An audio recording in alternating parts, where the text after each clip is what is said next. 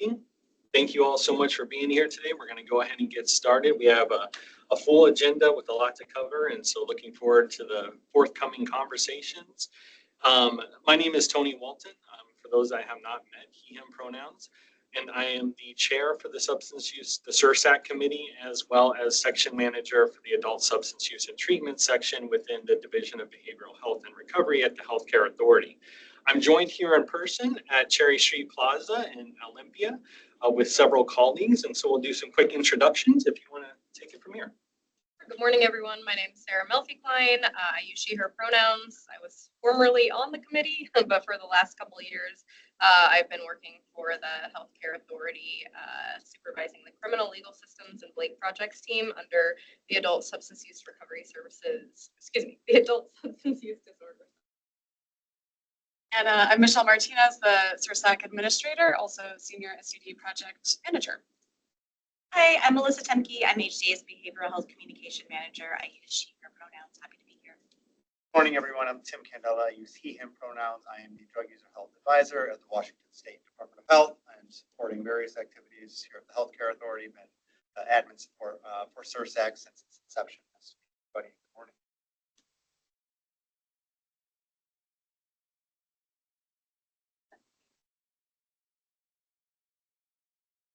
Okay, wonderful. So let's go ahead and get started. We'll go through our normal introductory slides, and then we'll do some introductions with the committee members, and then we'll jump right into the agenda. So just a reminder, this meeting is being recorded and live streamed on TBW, and all meeting recordings and meeting materials can be found on the SURSAC page on our HCA website. We have a link there, and we'll also put it in the chat. All the meeting materials as well as this recording are open to public disclosure requests, so please be mindful of that and don't disclose any private or confidential information. And then just in our ongoing attempt to address stigma around substance use and substance use disorder, we have our reminders about language that we use as well as terminology up on the screen. Just as a reminder, please remember to use person-centered, person-first language, avoid stigmatizing terms like addiction or addict. And then when somebody does forget to use those terms, use it as a learning opportunity or educational opportunity and share why that particular term may not be the best way to represent the experiences or the identity of an individual that we're talking about.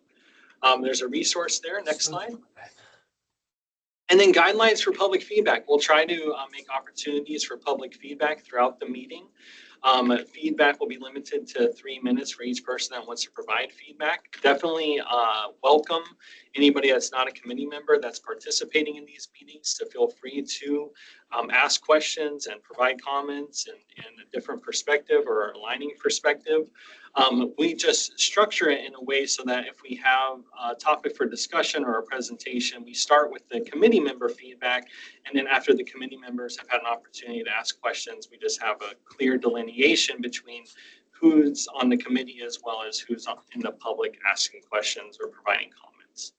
And then also, as always, we have an open email box where all feedback can be provided, or questions about the committee or suggestions about ongoing use of the time at the committee can go to HCA ESB 5476 at hca.wa.gov. I think that's the last for our introductory slides. So before we pull up the agenda, let's see who from the committee is here with us today. So I am going to do a quick roll call, and then we'll go from there. And so let's start with Senator Dingra. Senator Braun. Representative Davis. Good morning. Hi, good morning. Representative Burnett. Good morning as well. Good morning. Caleb Banta Green. Good morning. Happy Monday. Yeah, happy Monday. Don Julian Saucier.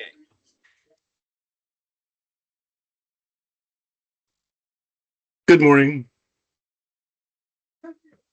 Good morning, and thank you for being here. Alexi Orr. Good morning. Morning, Alexi. Amber Cope.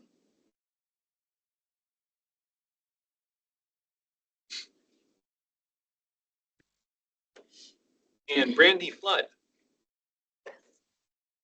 Good morning, present. Hey, good morning, Brandy. Stormy Howell.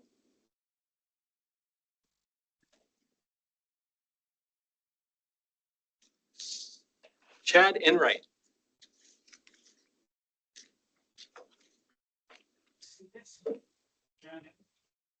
John Hayden.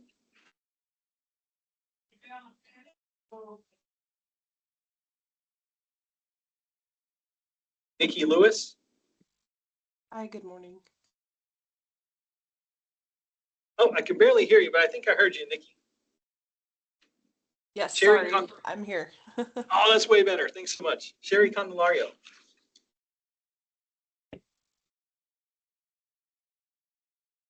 James Tillett. Present. Good morning, James. Christine Lynch. Good morning. Good morning. Sarah Gillard.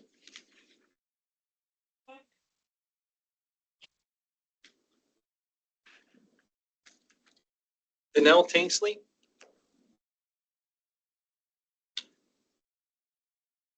And Malika indicated that they are unable to make it today. Addie Adwell.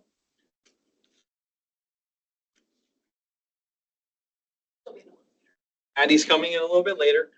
And then Hunter indicated that he was unavailable today. And then Representative Levitt. Good morning, everyone. Great to join you. Oh, thanks so much for being here. And then finally, Representative Manjarez.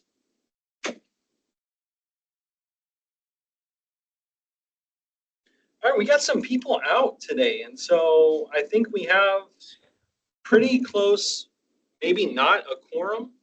So for purposes of any sort of decision making, I don't think that we have anything on the agenda for a vote. But if we do come to a situation where there might be a vote on a topic or something, we just have to keep in mind, we'll do another roll call to ensure that we have a full quorum before proceeding.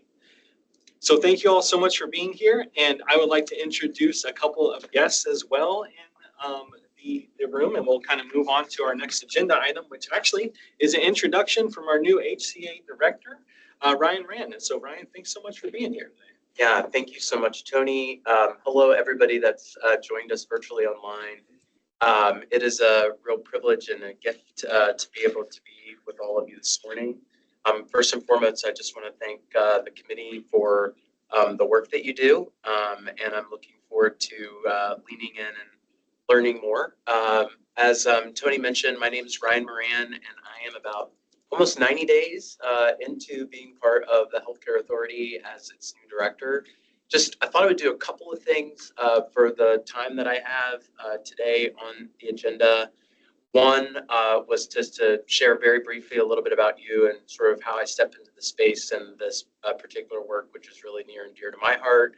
And then second, give you a little bit of sort of direction or sort of some of the initial thoughts after being all over the state of Washington, being all throughout the organization at HCA, meeting across state government colleagues about what are some of the areas of focus or the things that we're teeing up for some things for the future, given a very important, pivotal, critical, uncertain, challenging, right, whatever verb that you want to, or whatever adjective you want to use for the overall healthcare environment that we face in this current moment. I'm coming from HCA, from having been in the provider delivery system space for a period of time. I worked for a large integrated health system in Baltimore and in Washington, D.C. called MedStar, a couple of different roles there, both in hospital operations, but then a majority of that time was spent sort of on the public health, community population health space side of the hospital delivery system. So I oversaw sort of our work around community health, care coordination, care transitions. So obviously behavioral health, substance use, and mental health was an important part of that. Within my team, I also oversaw all of our work in terms of peer recovery specialists that we had throughout the organization and agency. That led to my academic work at Johns Hopkins in terms of my research interests, where I looked at the role of peer recovery specialists in reducing all-cause and opioid-related acute visits, and then how that also saved overall acute costs to the healthcare system, which my research, spoiler alert, as we all know, it did. And so this work, both from a practitioner standpoint, from a research standpoint, is really important. And one of the opportunities of joining HCA, having the Division of Behavioral Health and Recovery as part of HCA's part of integration, was really a big attraction for me based on sort of those work and experiences. I left MedStar and was also part of a community health system, a federally qualified health center system, where I served as CEO in Washington, D.C. And then most recently, before joining the Healthcare Authority, was Maryland's Deputy Secretary of Healthcare Financing and the state's Medicaid Director. The Department of Health also included in Maryland the Behavioral Health Administration, so partnered very, very closely in terms of our behavioral health colleagues in the same way that we have at DBHR here under the authority. And I am thrilled, let me just emphasize that, I'm thrilled to be in Washington, I'm thrilled to be a new Washingtonian, and I'm thrilled to join HCA and to be part of the organization. So just a little bit of sort of future direction, as I've been all over the state, from the southwest corner to Spokane to the Tri-Cities, and more visits that are on the map, if you will, as I really try to get and engage and learn as much as I can, particularly in advance of the legislative session. And let me be very clear, I very much know and believe that the learning and sort of orientation of policy work is driven from community-led, community-based, community-oriented approaches, so ears to the ground, which is why it's been important for me to get out across the state to really see the work up close and personal as it influences the work that we do here at the state and policy.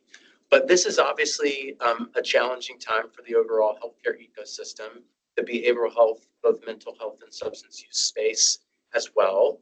But I want to frame up sort of how we're thinking about this in the state and the healthcare authority as we move together as an organization. First and foremost, I wake up every morning, and senior leadership team and our management team now embedded in thinking, how can we as an agency be responsive to the needs of Washingtonians? And there are a few points that are really important for us to think about as we navigate the future few years. One, coverage, mitigation of coverage loss, particularly from the provisions of HR 1 that create more complexity as it relates to eligibility requirements for Medicaid participants. So how do we think about mitigating coverage in the system? If we mitigate coverage, then that leads to sustaining the delivery system, because if people don't have coverage, then providers, everybody on this, or providers and other community-based organizations that are on this call today, don't get the reimbursement because folks aren't enrolled in terms of the particular program. And then that leads obviously to terms of long-term sustainability for Washington's healthcare system overall. Also, the authority is home to significant numbers of contracts to individuals, whether it be managed care organizations, whether it be on the public and school employee benefit side. And I very much view the ability to work with partners in collaboration and partnership, but I take very seriously the responsibility of ensuring that we have accountable partners at the table in that space with appropriate oversight to ensure that they are living out what we want as health strategists as part of our state. And so being responsive to the need of Washingtonians is ensuring that we have accountable partners at the table, and that the agency, of course, is having the appropriate oversight of that. The second bucket, I would say, is closing gaps in health disparity and thinking about advancing equity and health outcomes. I am an actions-oriented person, and so I think that there are a few areas that are really important as we navigate the next few years together. The first, of no surprise, is behavioral health in this particular moment. The second, I think, is HR 1. It all comes back to sort of the core delivery of the healthcare system. So primary care, behavioral health is sort of underpinning those core pieces of gaps in services and opportunities. The only new money currently from the federal government that's on the street is for rural health. So for rural health transformation, the state will submit its application this week that will support some important goals related to that. Maternal child health, another space. And then obviously Washington is known nationally for its work in its Medicaid transformation waiver, leveraging federal dollars to support health-related social needs and other types of supports for that. Our waiver renewal for the state is up in 2028. So we have some time to think about what that will look like, particularly as we navigate the differences of the federal administration versus what may be within our current transformation waiver content at the moment. So those will be sort of important things for us to consider that will really chart out the future of Washington's healthcare system. And then the last bucket, I would say, this is probably the one I will spend the least amount of time on in this forum, but an important one nonetheless, is at HCA focused on strengthening agency operations and really think about people, process, systems, and customer service delivery. HR1 and sort of all the headwinds and challenges that the healthcare system may face at the moment really comes back to the core service delivery. Eligibility, your eligibility operations. So how do we create pathways for individuals to ensure that there's as few barriers as possible, even as they will navigate additional administrative complexities related to that? How do we ensure that our phone lines are being answered? Our providers are able to enroll in a timely manner. All of these things lead to all our shared goals: access, quality in the system, and sustaining our provider delivery system base by ensuring that people are enrolled. And obviously, all of that comes with an expectation from my leadership and throughout the organization is that we are having strong collaboration across agencies from HCA's perspective. We obviously don't do this work in healthcare alone, but we need partners with Department of Health and Social Services, the Department of Health, Department of Corrections, our partners at the Benefit Exchange, all of us collectively working together in terms of an all hands on deck approach to ensure that we're supporting the times that we're in. So that gives you a little bit of insight in terms of the future, at least at the high level of how we're sort of framing things as we move forward in the future. Again, I'm thrilled to be able to be here, and I thank so much for SURSAC for inviting me to be a part of the agenda and saying hello and sort of giving direction. And I'm looking forward to the time that I have. Unfortunately, I have a stacked calendar today, so I can't stay the whole time, but for the time I have it. So thank you all for having me. Thank you so much. And it looks like we already have one question. Before we get to that question, I was so agenda focused, I failed to also introduce Tisha's here with us as well. My boss. So Tisha, do you want to quickly just do it? Yeah, happy to. Hi, everyone. Tisha Kirschbaum, Director of the Division of Behavioral Health and Recovery. Super excited to be here today. I always enjoy the passion and the hard work that comes out of SURSAC, and so I'm glad to be able to spend some time with you all today. Thank you. Thank you both, Ryan and Tisha, for being here and joining us, and glad to see we already have a question from Representative Levitt. Thank you so much. Yeah, actually, it is a comment. Thank you so much, Director, for being here, and thank you for your leadership, and we look forward to seeing great things from you. I just want to say thank you very much for your opening about accountability and transparency for state contracts. That's been a strong concern of mine, of making sure that we have efficiencies in contracts, but also making sure that we're delivering results that taxpayers expect and the outcomes. And if those programs aren't working, that we no longer fund those and move on to programs that do work and are effective to take care of our neighbors. So that's number one. Number two, I will say that I just came from the NCSL, which is the National Conference for State Legislatures conference on health policy and health workforce, and had briefings on the Rural Transformation Project. And I know that you're working with Department of Health and others on that request to get those federal dollars. And one of the things we heard pretty loudly is states who have engaged in compacts, interstate compacts for rural healthcare and healthcare fields, that they get added points. So I do hope that you pass on to whoever's doing those that application, that they mentioned that we have 11 of 14 compacts available in Washington State. We're leading the nation in that regard, and certainly want to get every single point that we can to get those federal dollars flowing in Washington State. So that is just welcome and look forward to working with you. And these issues are so important that SURSAC covers, from babies and having beds available to making sure that we're serving adults who are struggling. So thank you.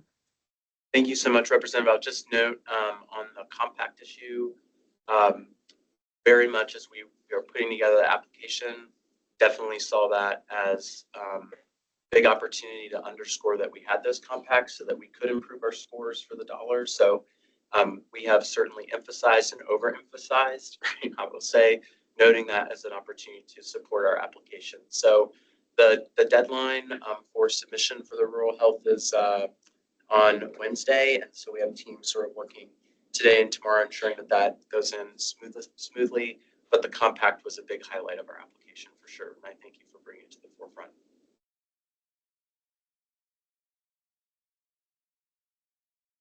So I think we have a little more time in case there is any other questions for Ryan or Tisha? Or comment. I'm happy to hear this too. Yeah. All right, you bet, Ryan. Caleb, please. Good morning and welcome, Director Moran. Nice to meet you. I have a question about some of the personnel changes in leadership around Medicaid Director and Behavioral Health Director. What's going to happen with those? With Dr. Fotino's leaving last week, with their 12 years of experience, they've created a very rich, fertile ground for real progressive change in our state around addiction care. So I'm interested to know more about what the plans are for filling those big shoes. Yeah, no, thank you so much for bringing this to the attention. First and foremost, I want to thank Dr. Fatinos for incredible, tremendous, progressive leadership that she provided to the state. Moving forward into the future, given the moment with Medicaid that we are in, the opportunity is to ensure that we've got a strong Medicaid agency. We did have some work to ensure that our portfolio of Medicaid that includes provider enrollment, claims processing, eligibility, managed care operations, contract oversight is all integrated into one particular function in our organization. And so moving forward, the Medicaid Director role will be fully devoted and dedicated to the Medicaid portfolio 100% fully of the time.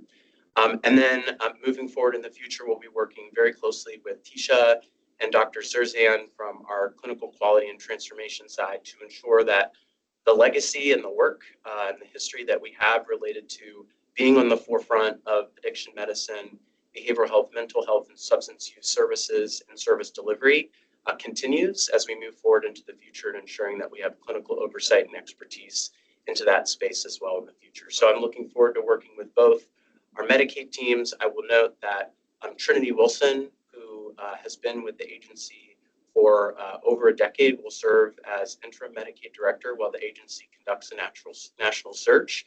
Trinity currently oversees all of our work related to eligibility operations.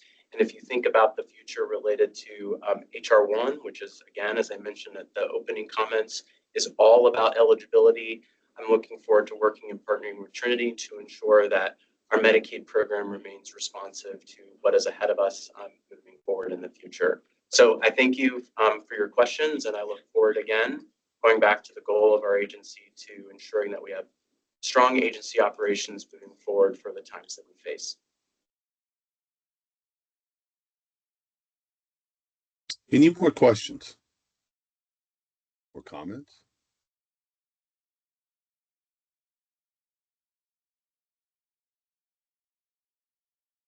All right. Thank you, Director. Thank you, Tisha. Tony, should we move to the next agenda item? Yeah, no, thanks so much. And thanks again, Director Moran, for being here, and Tisha. Our next agenda item is actually a presentation from some colleagues in Oregon at the Criminal Justice Center in Oregon. And as a reminder, and just for some context, they're here to talk about some of the work that has come out of Oregon recently around statewide deflection and some of the programs that were funded when Oregon rescinded the drug decriminalization policy under Measure 110. So right before State versus Blake occurred in Washington State, the Oregon voters passed Measure 110, which decriminalized simple possession in the state. And then I forget in which year, I think our colleagues in Oregon will be able to remind us, the legislature then rescinded that decriminalization, and then with that also funded a number of programs and some interventions across the state. And so we've been kind of checking in about how Oregon is approaching simple possession and how they're engaging with individuals who use drugs throughout the past couple of years. There's a lot of overlap and parallels between Washington State's approach as well as Oregon's approach. And so this is another component of that, and just so grateful that Casey Beck and Will, I forgot your name, Ash Houchin can be here today. I remembered your first name, just not the last name, and are presenting on some of the work that's happening in Oregon. So I think I saw you both join earlier. We didn't get a chance to get the slides, so hopefully you're comfortable with Teams and can present the slides. If not, you can email them to me real quick. But Casey, are you there? Yes, good morning, everyone. Can you hear me okay? Absolutely. Yes. Fantastic. Well, for the record, my name is Casey Beck. I use she, her pronouns, and I am the Behavioral Health Program Manager at Oregon's Criminal Justice Commission. I'm joined today by my colleague, William Ash Houchin. Will, would you like to introduce yourself briefly? Yes, thank you. For the record, my name is William Ash Houchin. You can call me Will, and I'm a Senior Research Analyst at Oregon's Criminal Justice Commission. Thank you. Thanks, Will. So as Tony mentioned, we've been invited here today to share a bit about the Oregon Behavioral Health Deflection Program. Go ahead and share my screen, and I'll wait for a nod or a thumbs up to make sure that those are being shared. Thank you so much, Will. So I wanted to explain first what the Oregon Criminal Justice Commission is and what our work entails. The CJC is a small agency under Oregon's executive branch, and our mission is to improve the legitimacy, efficiency, and effectiveness of state and local criminal justice systems. We also happen to serve as our state's statistical analysis center, which means that we provide the governor, the legislature, federal partners, and other local partners with access to data and objective research and analysis related to public safety. In addition to being a data collection and analysis powerhouse, our agency is also responsible for administering over $100 million in public safety grants each biennium to local, state, and tribal government agencies, as well as community-based organizations. In the past year, you may have heard about Oregon recriminalizing unlawful possession of controlled substances and concurrently establishing deflection programs statewide. So in the next couple of slides, I want to walk you through the establishing legislation, our reports to the legislature, and as well as available deflection funding in our state. So 4 years after that decriminalization that Tony was mentioning by ballot measure 110 in 2020, possession of user amounts of controlled substance was again considered to be a criminal offense. Our Oregon House Bill 4002 from the 2024 session newly classified this offense type as a drug enforcement misdemeanor, and that was effective September 1st of last year, 2024. That offense is made punishable by incarceration of up to 180 days or up to 18 months of supervised probation. Per House Bill 4002, law enforcement agencies are encouraged to refer a person to a deflection program in lieu of citation or arrest, or after citation or arrest, but before referral to a district attorney for filing that case. And specifically when that person is suspected of committing or has been cited or arrested for unlawful possession of controlled substances, which I'll probably refer to as PCS, just so I don't get tongue-tied, constituting a drug enforcement misdemeanor.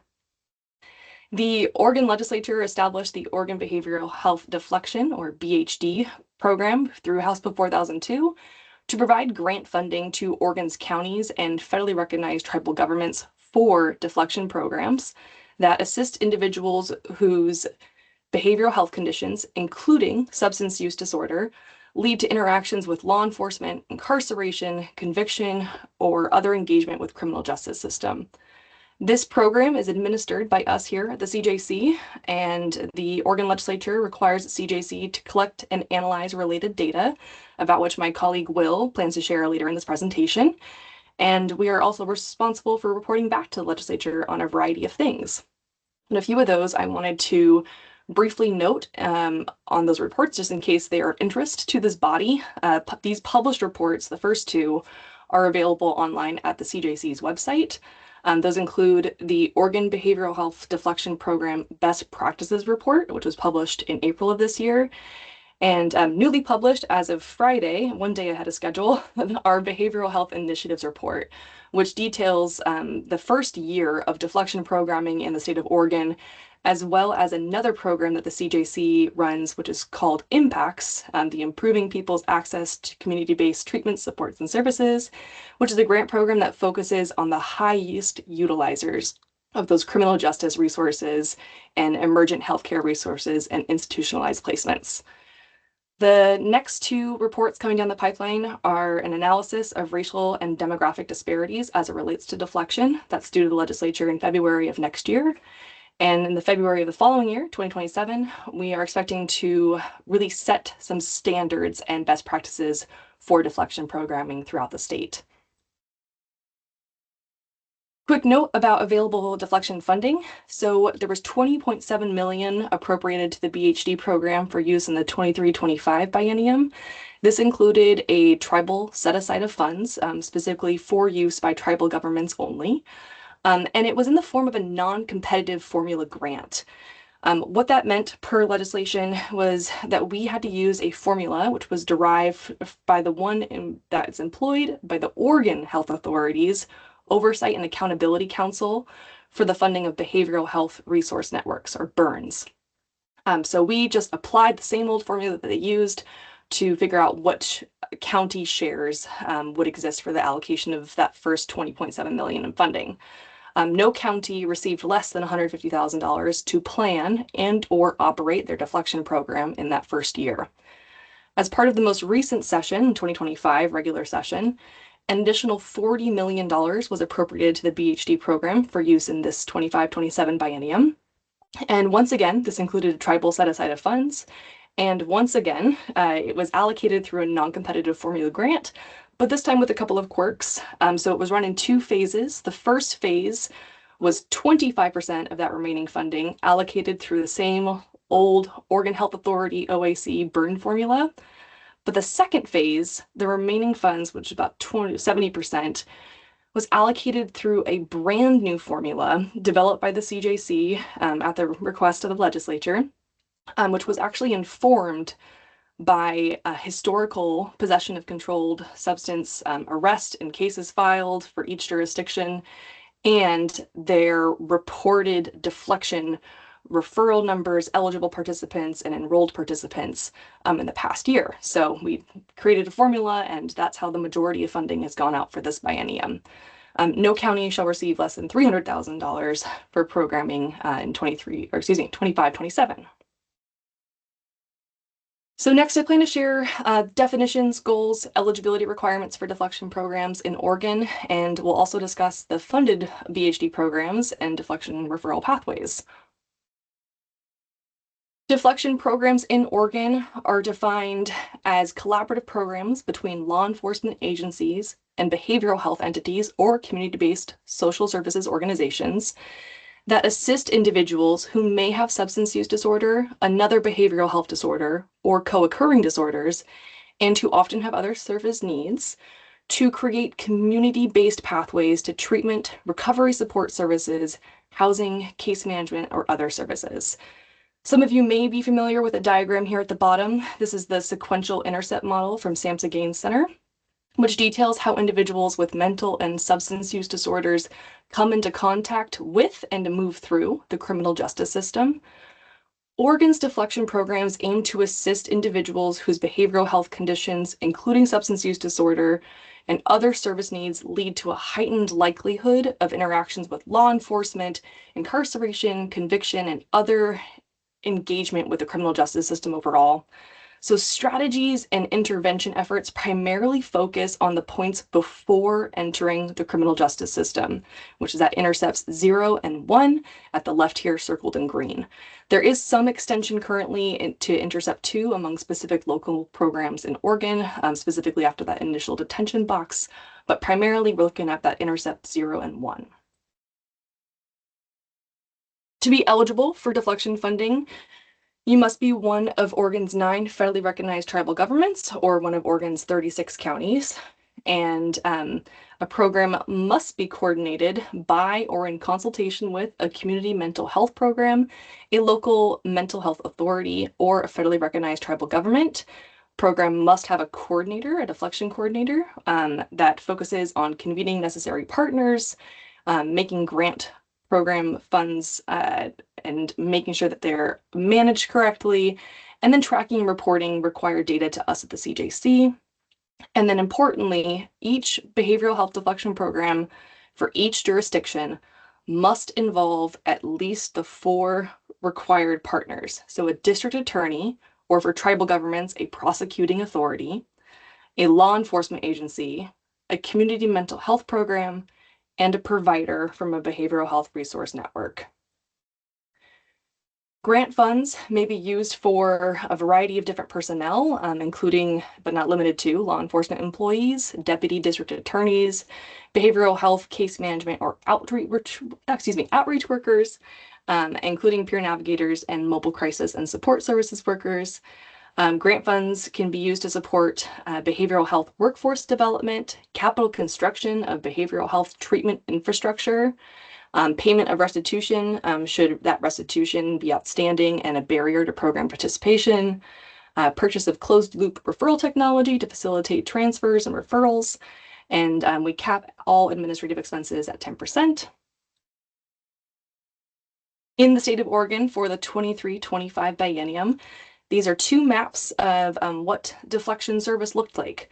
So first, on the left, 28 of Oregon's 36 counties opted to operate a deflection program.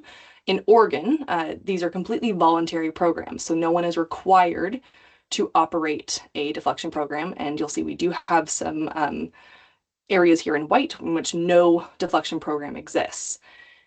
And then on the right here, 6 of Oregon's 9 federally recognized tribal governments opted to plan for deflection programming, where the tribal service areas are shown here on the right map, which of course includes a quick caveat that these are colonial defined boundaries, so there are some bits of gray area here in terms of actual mapping.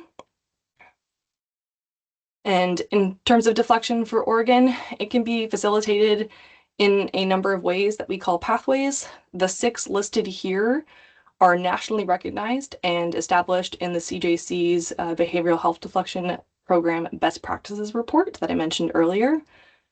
The first is self-referral, in which an individual voluntarily initiates contact with law enforcement or first responders seeking treatment without fear of arrest. The second is active outreach, in which a law enforcement officer, a first responder, or a non-law enforcement agency seeks out or encounters known individuals in the community in need of treatment and services. The third is naloxone plus, in which a law enforcement officer, first responder, or crisis worker engages individuals as part of an overdose response with rapid engagement to treatment and services. Then comes officer prevention, which is also referred to as first responder and officer referral, in which a law enforcement officer or other first responder, alone or as a member of a co-response team, engages with individuals as a preventative measure and provides referrals to treatment or to a case manager. And then officer intervention, in which a law enforcement officer, alone or as a member of a co-response team, makes an arrest or identifies a basis for a criminal charge, but no charges are filed if the program requirements for deflection are met. And those interactions and contacts occur as part of duties, including being on patrol or during calls for service, which can include arrests with a warm handoff to a community-based provider. And then last but not least, community response, in which a community-based behavioral health team or mobile crisis team engages with individuals to de-escalate crises and refer to treatment services. Law enforcement may be involved when there are public safety concerns as part of this pathway, but with the latitude that's been given to local jurisdictions by the legislature, and as we continue to work towards establishing standards and best practices, we have seen a lot of variance in implementation and operational strategies among county deflection programs. About Half of Oregon's county deflection programs are administered by law enforcement agencies, such as sheriff's offices, district attorney's offices, and community corrections offices. A little more than a quarter of programs are administered by behavioral health entities, and a little less than a quarter of programs are administered by county government offices. Participant eligibility criteria may include possession of controlled substance or PCS charges only, PCS among other low-level offenses, or kind of like those quality of life crimes, like you think trespass, low-level offenses only, or any combination of those. And then some programs also exclude specific co-charges or prior convictions, previous deflection involvement, or individuals who may not be county residents. Lastly, almost all programs operate some form of an officer intervention pathway in the state of Oregon, and about half of programs additionally operate active outreach and/or officer prevention pathways. Self-referral, community response, and naloxone plus pathways are less commonly utilized. Up next, Will is going to discuss some data collection and reporting, deflection enrollment and completion patterns reported in the first year of programming, and some factors influencing success. We also wanted to plug that the CJC has 2 public dashboards related to deflection programming and PCS data. Our BHD dashboard provides an overview of funded programs, including participant eligibility criteria, referral pathways, and budget details for each county jurisdiction, as well as reported number of referrals, eligible participants, enrolled participants, and program completions by county. You can see snapshots of our BHD program, data dashboard. Here on the left, there's kind of that top one of number of referrals by county, and the bottom one, which shows the budget's broken down statewide. There also is a handy dandy drop-down menu to choose from. And then our PCS dashboard shares Oregon data concerning deflections, arrests, charges, and convictions for unlawful possession of controlled substances and delivery of controlled substances. So we encourage you to explore either or both of those dashboards if you'd like to deeper dive into Oregon programming and data. But I will now hand it over to Will. Thank you so much, Casey. Next slide, please. So what I want to do first, we've talked about the ways in which we use this reporting in many cases for mandatory reporting from our legislature, but the sort of how a very small agency has gotten this up and going, I think, is also illustrative. And so the CJC actually contracts with Oregon Health and Science University, Portland State University School of Public Health. We refer to them in shorthand as the School of Public Health. And they've helped us from the beginning with deflection. They conducted interviews with local programs as they were planning and getting started to really identify the specific needs of those local programs, which we, along with they, then utilized to construct the database. And then we continue to work with the School of Public Health for maintenance of that database, as well as provision of technical assistance. We did very early on get the entire project reviewed by the OHSU Institutional Review Board, and it was determined to be not human research. And so the way that this works is that each local program is their own data access group, so they can really only see their own participants or referrals that have been entered for their site. We at the CJC, of course, can see all of the data access groups, as can our research partners at the School of Public Health. But this is where we capture that individual participant level data that is entered by the local programs across multiple forms in REDCap, which we'll look at a few of those sort of big ideas on the next slide in just a moment.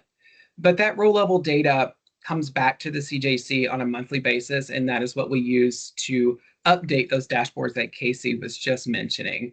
And as well, we're very pleased to use REDCap's built-in query system along with the School of Public Health to help us with ongoing data checks of the local program data that's being entered across the state.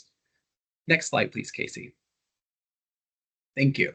And so we do collect a good bit of data for behavioral health deflection, including identifiers for that required disparity reporting that the Criminal Justice Commission will conduct.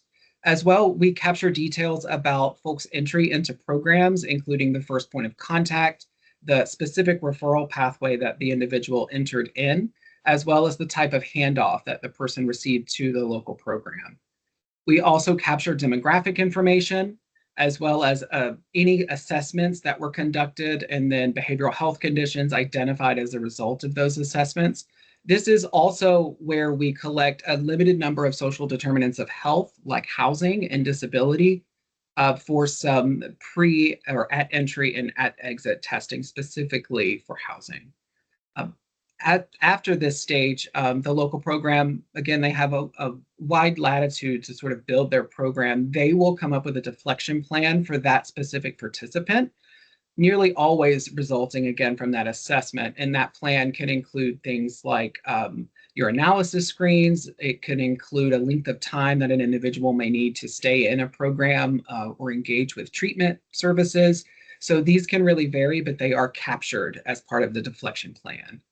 And then beyond this, we have service referral and receipt. Again, from those assessments come generally an understanding of the need for services. And so we capture the type of service and when it was referred. But as we all know, sometimes those services are not easily accessible. And so if for one reason or another that service is not available after referral, we do capture those reasons why. Most often that's been that the wait lists were too long. And then at this last portion here, deflection completion, this can be successful or not. And so in cases where the individual participant has been marked as successful by the local program, we'll ask the local program to identify the criteria that they met, the steps that they completed to become successful. And then in those cases where someone may not be successful in a local program, we also capture the reasons why. And so next slide, please, Casey. Just to provide you with that overview of the types of data that we are collecting. Just to transition us, you saw, I think Tony put it in the chat, thank you so much, the link to that Behavioral Health Initiatives report. This reporting for this in the next slide come from that report. I pulled these out so that we could just get a broad overview. In here, this is a Sankey diagram that shows behavioral health deflection enrollment and completion patterns for just about the first year from September 1st of 2024 through August 5th of 2025. Is not quite a year, but what we did see is that in that time period, 2,096 events or referrals were entered into the statewide data system. This ended on August 5th. I checked this morning, and there were 2,442 entered as of this morning, November 3rd. And so from that 2,096 events entered for this particular time period, what we see is that about 1,727 of those individuals were found to be eligible by a local program, and then 1,308 of those individuals enrolled.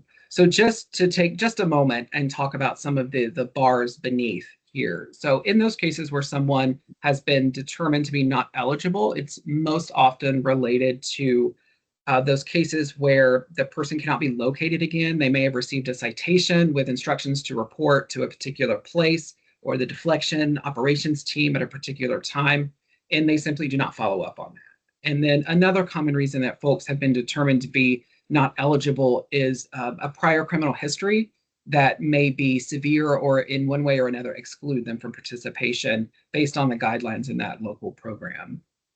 And then, as Casey mentioned earlier, deflection is optional. It is optional for the counties to implement, as well for the individuals to undergo or enroll in. And so we do see some who choose not to enroll. And then if we look on the right side of this figure, what we see is that of those who have enrolled, about 401 are still in a local program as of that date. And then about 277 have completed successfully, and about 630 folks have not completed successfully. Next slide, please, Casey.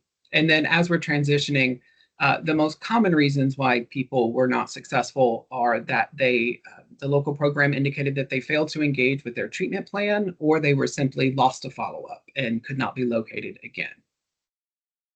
And so what we have on this particular slide are actually two things. The figure in the table are showing us different things. We're taking a look at program entry and handoff type on the left, and then we're looking at a number of features and sort of the percentage of successful completion that's associated with those, at least in a descriptive way, from that first year of data. And so starting with the left, what we see is that this warm handoff, we're looking at the type of handoff as well as the percentage of folks who ended up entering a deflection program in Oregon in this first year.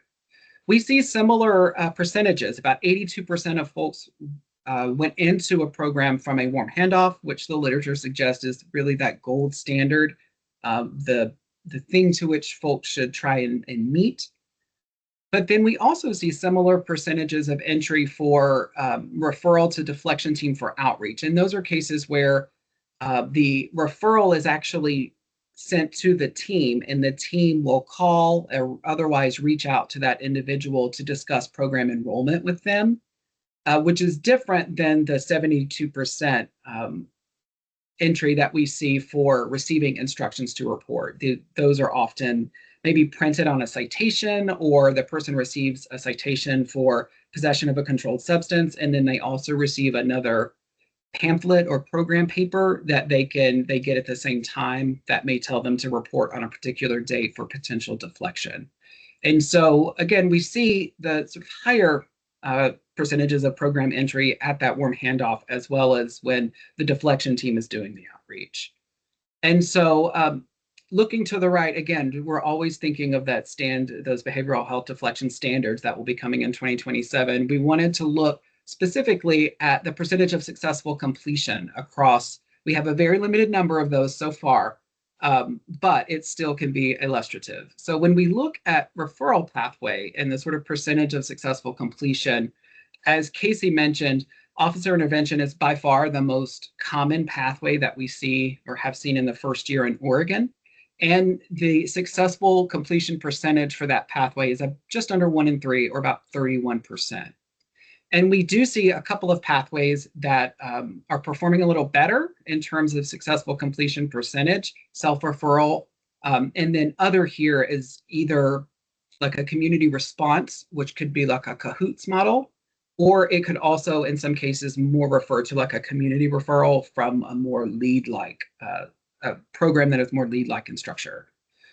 Want to point out, of course, that not only is this the first year of data, so we want to be very careful about drawing generalizations, but we also see that the counts for that self-referral and that pathway classified as other are lower. And so be interested to see how this continues to change as we are assessing standards well into the future. And then as we proceed down handoff type again, we've looked at this a little bit in the figure on the left already, but as we see the highest sort of successful completion percentage, actually, again, with a limited number of referrals, is coming from that referral to the deflection team for the deflection team to do the outreach, followed by the warm handoff, again, at about 1 out of 3, about 32% here. We do see a substantially lower, about 22% of successful completion for those instructions to report. So reflecting that same, slight reduction in either program entry or successful completion when that instructions to report is used as the handoff type. And then, as I mentioned much earlier, those social determinants of health that we're capturing at entry and exit, wanted to show these here. So safe and stable housing, as one might expect, these very much affect the successful completion percentages.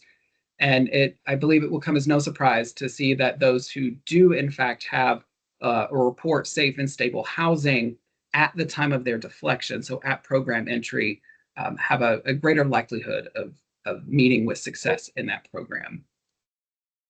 And so we will pause here for questions about our presentation thus far. Thank you so much. Any questions from committee members? And Blake, while we wait for the committee to come up with some questions or formulate their thoughts, just Casey and Will, thank you so much. That was a great overview, and you all have done an amazing job in Oregon supporting that program. And the way you have that all structured is just so informative. And just thank you for spending your time. And I'll pass it back to Blake. Thank you. Yes, thank you so much. Caleb, and then Rep. Levitt. Good morning. Thank you for this. This is super interesting and helpful. And you actually ended on the question I wanted to ask you about, which is really kind of stepping back and looking at the overall needs of folks. And this is something I know that is a real challenge. We sort of have a particular intervention for a particular condition with hopefully some other things packaged around it. But you spoke about social determinants of health. You spoke about people's failure to engage in treatment, which I, as a social worker, have to kind of flip around. I think that's important to consider. Some people do fail to engage in treatment, but I think treatment is not engaging for a lot of folks. And then a profound impact you saw for housing right there. And so I'm kind of curious about something I'm trying to think through, maybe this for the committee as well, is like mapping out your state, our state, what is the capacity and ability to just serve folks in these different ways, and what is the actual level of need, and what is the nature of those needs, and then trying to consider what are fair outcomes to expect given the reality of our literal states. Any sort of thoughts about kind of that big picture, sort of, you understandably looking at a particular intervention and particular measures, but kind of stepping back a little bit and trying to think about needing capacity and what else is missing in terms of our ability to really kind of fairly judge these types of interventions.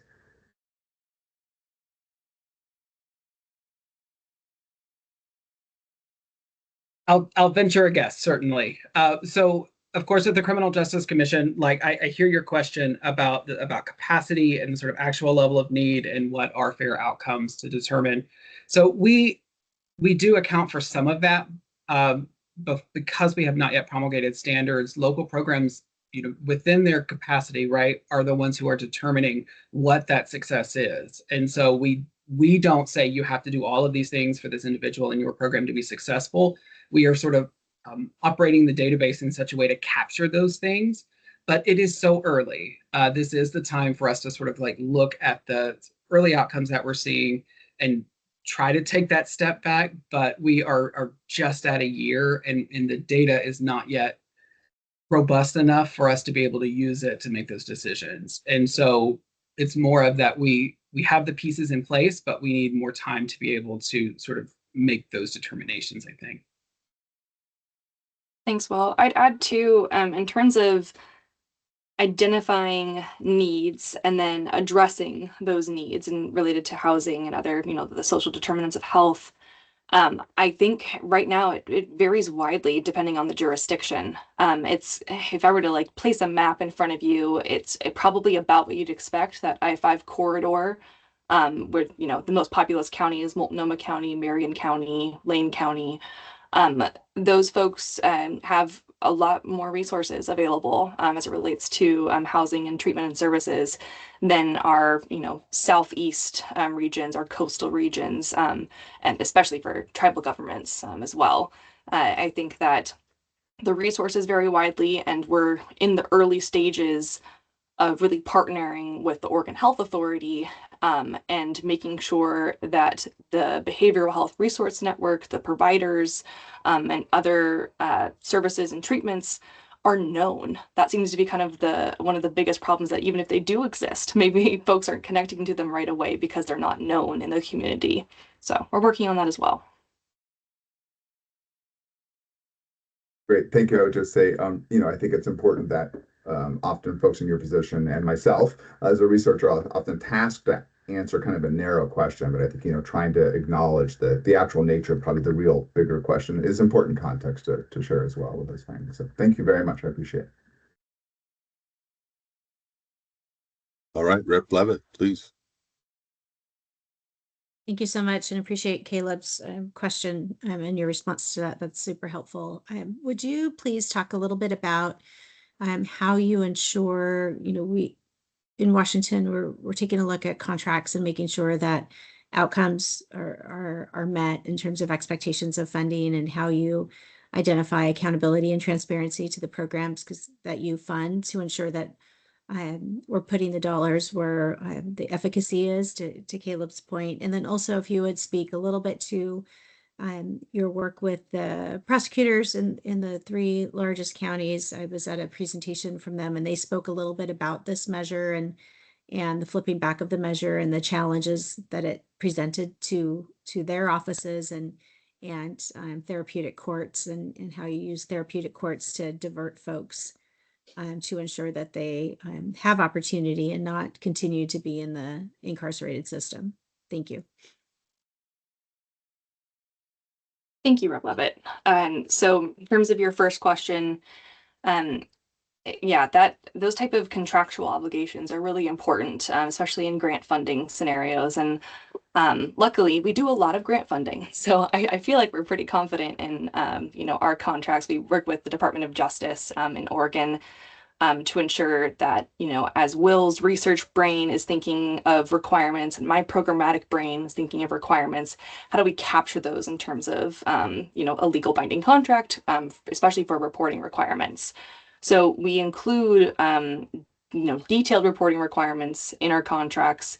We also have all grantees adhere to a grant administration guide that's published on the CJC website. That's kind of a general operation of grant funding that you received from the Criminal Justice Commission that outlines eligible uses, prohibited uses. And then for each grant program that we operate, we establish a quarterly reporting requirement that really differs on what that program entails.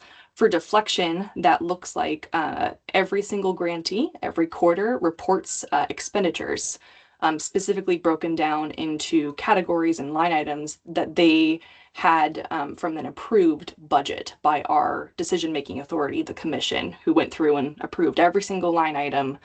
And then those grantees report on what is spent every single quarter. As Will mentioned, this statewide database, that actual data reporting is reported monthly, and then we gonna get it at a quarterly snapshot. And as part of the quarterly reporting from grantees, we also ask for a lot of narrative reporting, because especially as early as we are in deflection programming in Oregon, there are so many qualitative pieces that you really can only capture in narrative or anecdotal accounts. And they're critical to understanding how things are actually functioning on the ground. So that is also a component of our reporting. And then in terms of work with prosecutors and prosecuting authorities and district attorneys' offices, we do come from a criminal justice background. We are the Criminal Justice Commission, and therefore we have strong, robust partnerships with all state and local level law enforcement agencies. And we have, learned a lot of how this recriminalization has affected those agencies, including DA's offices. And we are continuing to troubleshoot. I think that, there are different public perceptions and how deflection is rolling out in the state. And we hear there's a lot of desire for that accountability piece.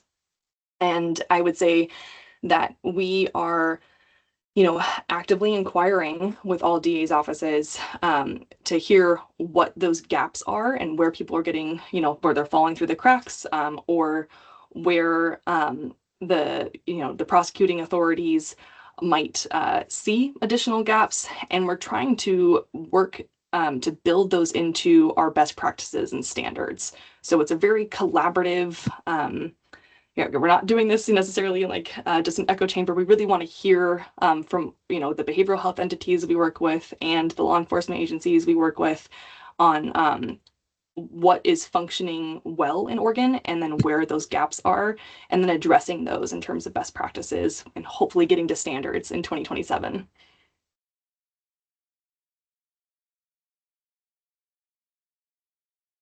Okay. Thank you very much, Casey, Will, for your presentation. Very much appreciated. And I think we have to get you out of here because you have something else going on. So thank you again, and we appreciate you. So thank you all for the invitation. We appreciate it. Yeah, thank you. Tony, you want to introduce our next guest? Yeah, absolutely. And before that, just real quick, it does look like Casey and Will put their contact information into the chat. And so if somebody had a question or thinks of something at a later point, feel free to reach out to them. If you're comfortable, you can copy the HCA ESB 5476 inbox just so that we're kind of tracking what some of those questions are, because they may inform like future efforts at the Healthcare Authority or future presentations that in case we have them come back and present again. And so that way we're all in the loop, but just wanted to point that out. Great presentation. We'll also try to get the PowerPoint slides, the presentation, and send that out with the notes and put it on our webpage along with the other meeting materials. And then, yeah, we'll include the links that I put in the chat with the notes as well. Okay, so that was so informative, and thank you for the great questions from our committee members.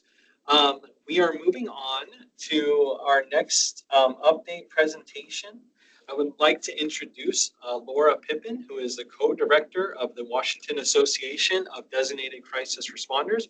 This is kind of like part 3 in our SUD, ITA, SWIMS, crisis response series. As a reminder, we had some information back in August and September, September being shared about the overall SUD ITA system. And in October, we had the SWIMS facility come, Terry from the SWIMS facility. And so through our SUD ITAC, our ITA Involuntary Treatment Act team at the Healthcare Authority, we reached out to Laura Pippin, who has graciously agreed to share time and information today about the DCR process. And so Laura will go into more depth about what that entails as part of the designated crisis responders and how they respond to events in the community. And so for that, I will, Laura, are you here? Yes, I am here with you. Thank you. And thank you for the invitation. I want to say I appreciate the time in speaking with you guys very much. I'm gonna share my screen maybe. I do this daily, but again, sharing the screen is always something for me, and I am not sure why. Let's see. No. For me, it's because they always update teams and move things around and add new buttons. And so you just continuously have to adapt to new versions of the software that we use, which is frustrating. Yeah, go ahead. I was to say, if you do have a difficult time sharing, you can send them to us. Or, oh, no, there they are. Awesome. You just have to stop and think about it for a minute. Let me get it in slideshow mode from beginning for you. So again, my name is Laura Pippin. I've been part of the DMHP to DCR in the state of Washington for over 10 years. I appreciate, right now I'm looking at how to move this forward. There we go. I'm on my laptop. I'm not on my big monitor, so everything is a little strange. So I've been up here for 13 years. Prior to that, I was in the mental health system in Oregon. I worked at Oregon State Hospital, Fairview Training Center, and was very enmeshed in that system. Today, we're going to talk about substance use ITAs and ITAs for mental health. So the topics we're going to cover are the Involuntary Treatment Act, ITA process in Washington State, and the roles of the DCR, the Designated Crisis Responders. Initial ITA hold versus detention versus commitment. What a substance use disorder looks like versus a mental health initial ITA detentions. What are the less restrictive alternative options in Washington? And less restrictive alternatives are what the DCR goes in and looks for in lieu of detention. And those could be voluntary, many different aspects. We're going to talk about those. Designated crisis responders in Washington State must possess a master's degree in Department of Health credential. So there's a long list that they have of what master's degree, but in all reality, it needs to have some internship in counseling. They have to be able to talk to the person, to know, to be formalized trained, to do treatment plans, to look at their other treatment plans, to be able to read clinical documents. DCR must receive specialized training in high-risk suicide, homicide assessments, the RCWs for Washington's involuntary treatment, and civil conversion.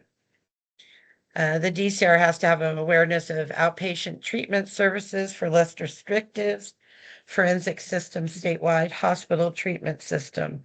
And when we talk about outpatient treatment services, it's county by county. So they have to be integrated and knowledgeable about what there is out there and then what their county has to offer individuals that are living there that may need support.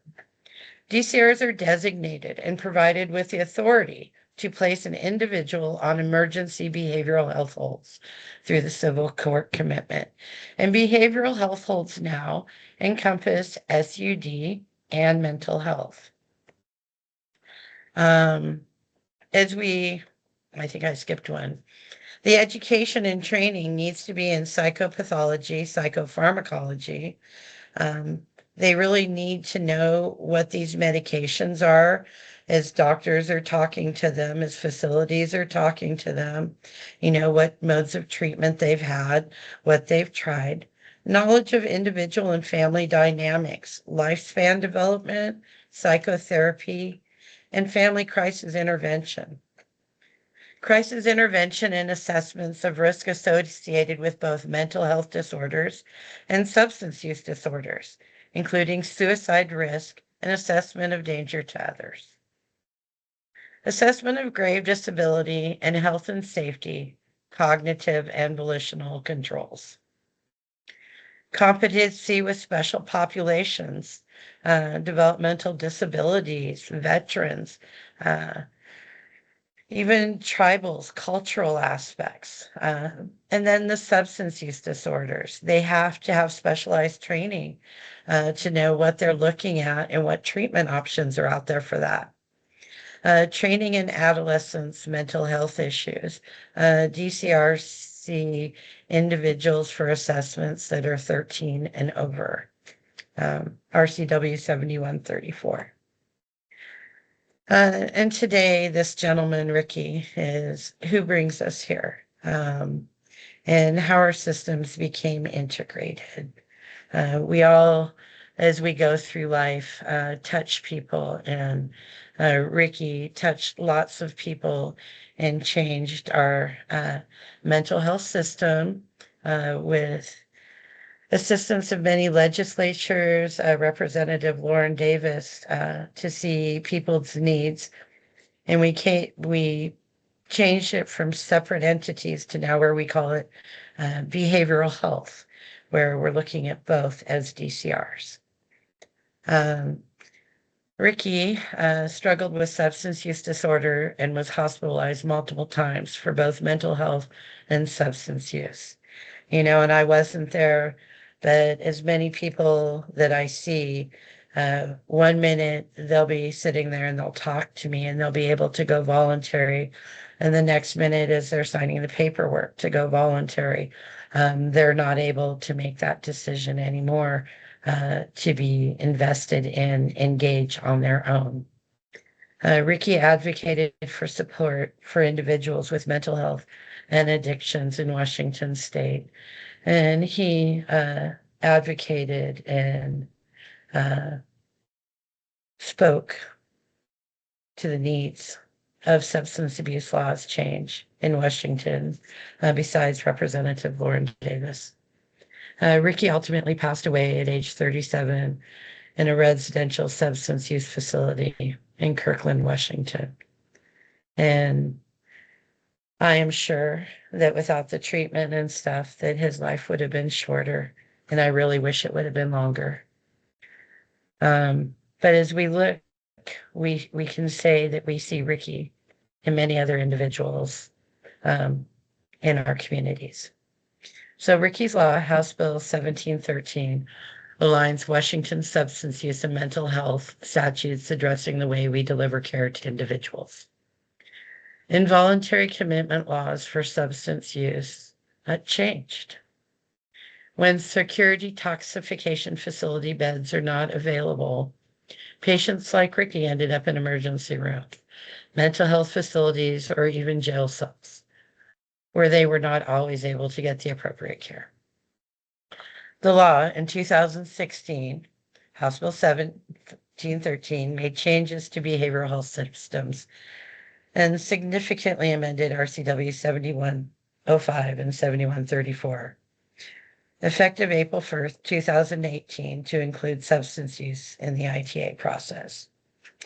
And the Healthcare Authority went around to every county and provided substance use training at a level that was appropriate through legislation decisions for the DCRs to be trained and start implementing those SUD ITAs.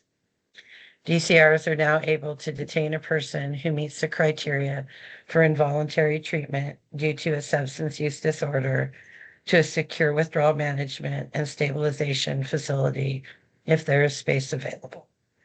And that's the big part of this, if there's space available. We have 3 facilities that are secure withdrawal management facilities. And we went up to 4, and then we went back down to 3, and we have none for youth. And that is a huge hole in our systems to be able to find those beds. When to make a referral for crisis. So in our community, there's something is happening that presents like a person may suffer from a behavioral health disorder. And there's evidence that the person, as a result of the behavioral health disorder, presents a likelihood of serious harm to themselves, other persons, others' property, or the referred person may be gravely disabled. And the referred person is unable or unwilling to seek appropriate treatment options. There will be a crisis system response and a least restrictive alternative dispatch first to meet the individual stated needs. And what that means is there's going to be a call come in. It's going to be from 988. It's going to be from your community member to a direct line to the agency where there's a mobile crisis team that is set up. Some areas have certain other types teams, others don't. It's all county affected by allotted money, correct? And this is what we know. So this call is made, the crisis gets the call. It's always a least restrictive alternative. So they go out with a crisis intervention specialist and appear and see what they can do to meet the needs of this individual, whether there's resources available, whether the person is willing to go voluntary. What can they do to meet this person's needs in that least restrictive in their community? The legislation intent says that the system must provide opportunities for individuals if they are able to make choices for themselves, if they are able to, and they should do that. Voluntary treatment. So before, when this referral is made and you have your crisis support team out there, they're going to try to have voluntary treatment. They're going to try for a safety plan. They're going to look at least restrictive options. Will the individual agree to attend treatment voluntarily, either on an outpatient, an inpatient, a partial hospitalization, if they have that in their community? Is there a safety plan that can be created to ensure safety with natural supports, with active providers? And that safety plan needs to, really be secured in a 72-hour window, because research states that, if someone's suicidal, that first 72 hours is very important to offer that support, keep them safe, get them engaged and invested in treatment. Less restrictive alternatives to detention. When considering whether to utilize alternative to emergency detention, the DCR will assess when they're called, whether those alternatives are reasonably available, and if voluntary, the individual is willing and able to accept those services. And if environmental controls and supports are in place to reasonably ensure the safety of the individual and community. The most important thing about voluntary treatment is it doesn't take a DCR. Anyone in crisis services, provider at an ED, social worker can get a person started on that track for voluntary treatment and the medical clearance that initiated to get them there. The lack of a voluntary beds is not grounds for involuntary detention. Sometimes we're looking for beds, and the ED's looking for beds, we'll get calls and we'll be like, they're ruling out because they have a prosthetics or they have a cold or, their behaviors or they were in restraints. And they'll be like, they say they'll take them if you involuntarily detain them. That is not how the RCW 7105s, that's not legal, and that is not a reason to take away an individual's rights because a facility does not want to take this person voluntarily. No jail or state correctional facility may be considered a less restrictive alternative to detention. Voluntary placement is what we aim for. DCRs cannot detain on the belief of this person is not a good faith voluntary.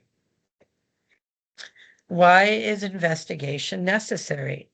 Individual is unable to state where they are, who they are, what date it is, why are they there, orientation questions.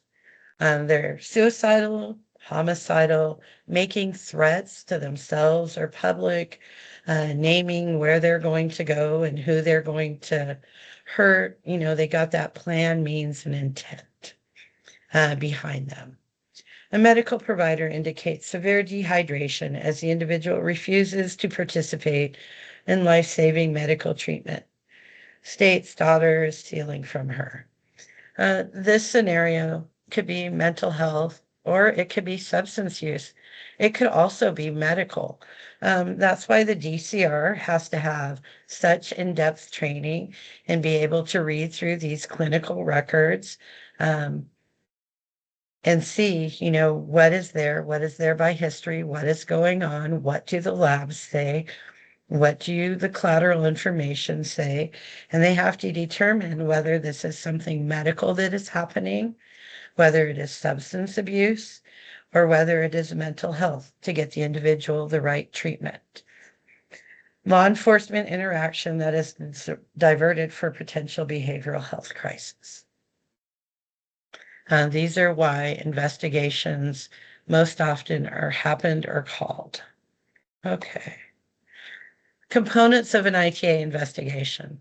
Medical clearance is required for all inpatient facility. That medical clearance piece can come at the beginning if a DCR is being called from an ED. That medical clearance piece can come at the end if a DCR is being called out in the community.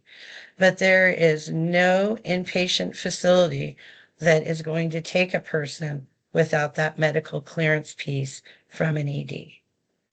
So the face-to-face evaluation starts with the reading of the rights, a mental status exam, least restrictive options, although they were probably asked by a crisis team or an ED social worker, the DCR is obligated by law to run through least restrictive options again, including safety planning, voluntary options, and other resources that might be available in the community.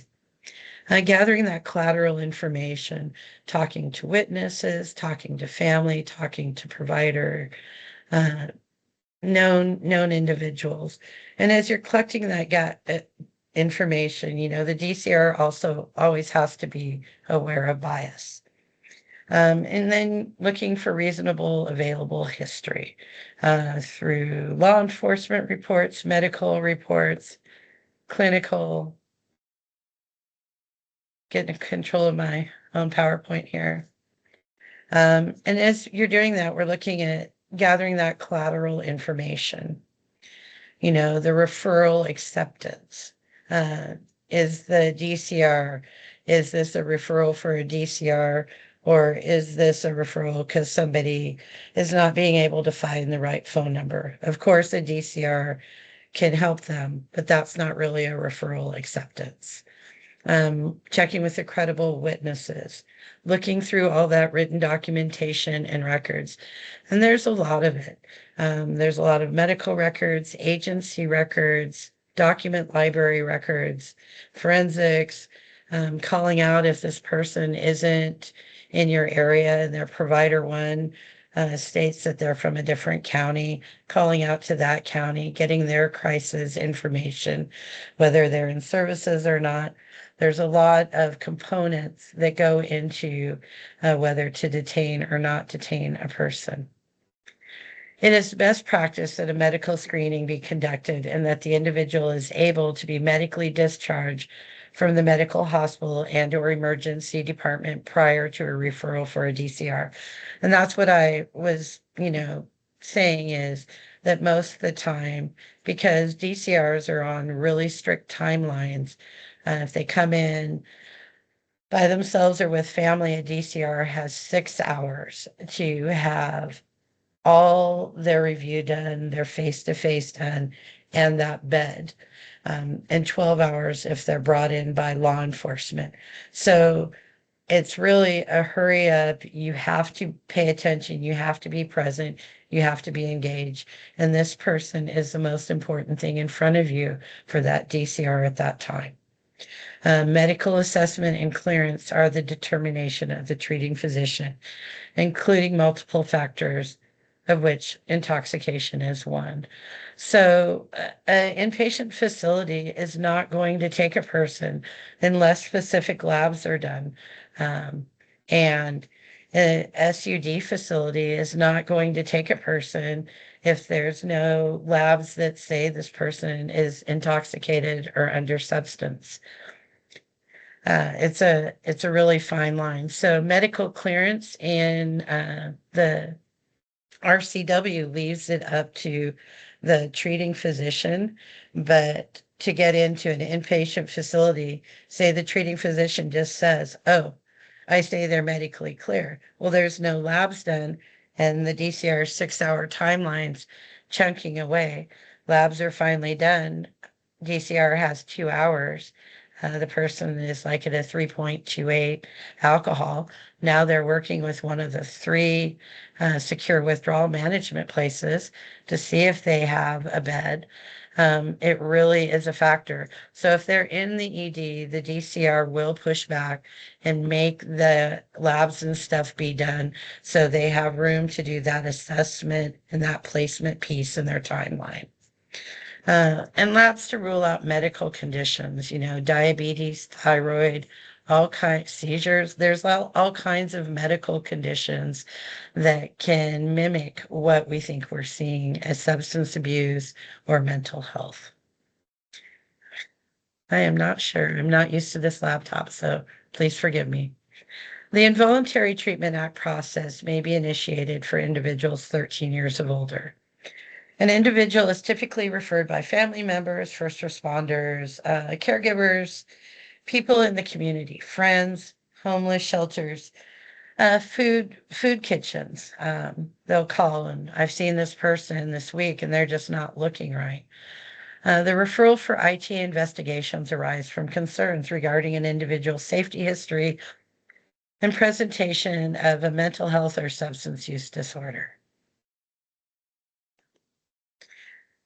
As they're gathering information, types of information that are gathered are forensics under the 1077, which really does an in-depth history review. If those are there, that helps out the DCR a lot in their timeline. They review it, they review past diagnoses, family issues, law enforcement issues, educational issues. It really brings a broad perspective of what the DCR is looking at. Looking at historical behaviors, including history of one or more violent acts, prior detentions and commitments, if they've been at Eastern or Western, if they've never been seen. These are all important factors for DCRs, getting them into the right treatment. The high-risk assessments and or discharge summaries from the Department of Corrections, Crisis Plan, and Mental Health Advanced Directives. DCR always looks for mental health advanced directives. Other available history, treatment records, criminal history. So they do an in-depth dive into all these records, including cultural considerations and components, veterans considerations and components, and where their learning level of learning is at.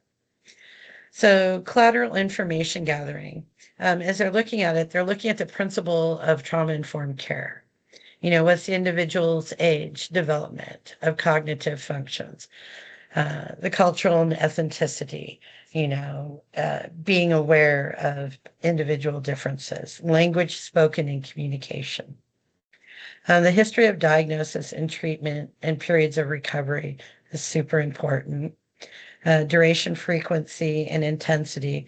We'll see people that every year in March, they decompensate. This could be around their husband's death or something changed in their life, but this is a severe enough that it's a trauma response. And we get those and they decompensate and they go back in inpatient and stabilize. And hopefully, as they're having active care with outpatient providers, we grab those and get them involuntary before a DCR has to see them. Interviewing witnesses. As we interview witnesses, it's reasonably available, potentially credible witnesses who have pertinent information. Family members, landlords, neighbors. As we're taking this information, DCRs also have to look for bias. You know, we have to look for, are these things collaborating with what I'm seeing here, with what's going on. Interview professionals and other treatment providers, including tribal, remembering that, you know, with substance abuse, there's limitations due to 42 CFR Part 2, where there's not that back and forth flow of information. DCRs have an open kind of door when they're active in this assessment for communication, care coordination. But once they are no longer active in that case, that door slams shut. There's no more of that give and take with information to people. It's done. Individual wanting information will have to make a medical records request from an agency. But during that time of that investigation, there is that open flow of information so they can do best by the individual in front of them, I believe is the legislation intent for that. If the evaluation takes place in an emergency room, the DCR must consider the observation and opinions of an examining room physician, ARNP, or physician assistant when making a determination. A consideration must be in consultation with a professional or a review of their notes. The DCR must document this. Professional provider. So if a DCR does detain, that initial is a hold and then the detention. And the only one that can drop that detention after that is a provider. Once the DCR detains, they can no longer drop that detention. Reading rights. This is an opportunity for the DCR to explain the legal process simply and clearly, to include a description of the DCR's role, the responsibilities, what inpatient facilities look like, brief explanation of timelines and court processes, of also who the DCR is, what agency they work for, who they're affiliated with. If the individual chooses to remain silent or request an attorney, the DCR is obligated to stop the interview. However, the DCR is not obligated to stop the investigation. So many times, if an individual refuses to talk to us, it kind of makes the DCR go and use the collateral information to investigate further.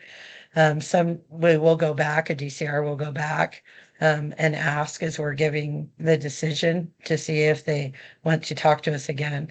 But they will have to have an outcome from that investigation, something relaying what the best safety course would be for that individual. And a lot of the times, if the individual will not safety plan or engage, we can't there's not voluntary, this person most likely will end up detained. Reading rights must include DCR must identify self by name and position, inform the individual of the purpose, inform the individual. So a lot of the times it reminds the individual like of Miranda rights. So we just remind them that we're not reading the Miranda rights.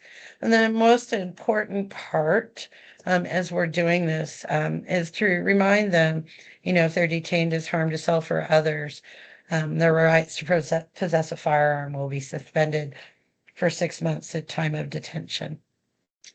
And DCRs always must do a substantial mental status exam.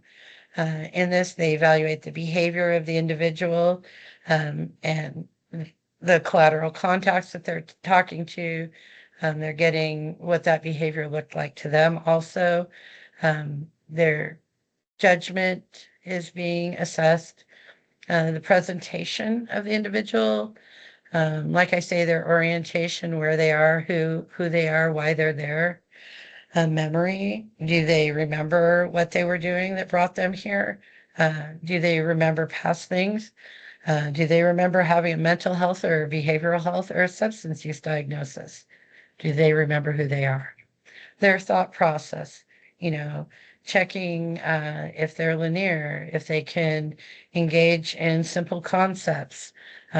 What is their plan?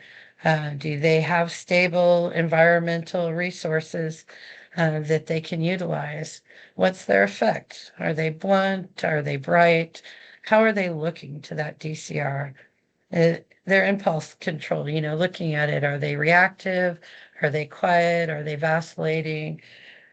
I'm old, so there's that waxing and waning when you're going from one side to the other.